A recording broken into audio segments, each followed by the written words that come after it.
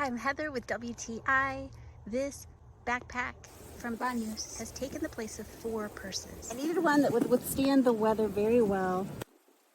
First of all, it's convertible. So it goes from a backpack to a purse in one easy movement.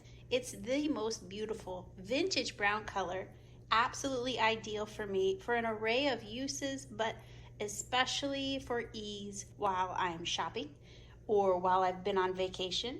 It goes very well whether I'm dressed up or dressed casually too. It's convertible with a quick and effortless adjustment to the straps. It can be worn as a shoulder bag, a handbag, a backpack, and a sling purse. And it comes with lots and lots of different pockets, zippers, slide-in pockets, and it zips completely open. The best part about this convertible beauty is that there are no buckles, no clips, just a simple adjustment to the affixed straps.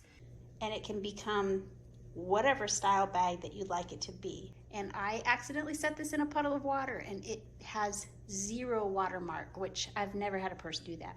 That is a mark of true quality to me. It looks as if it hasn't seen water, and it has.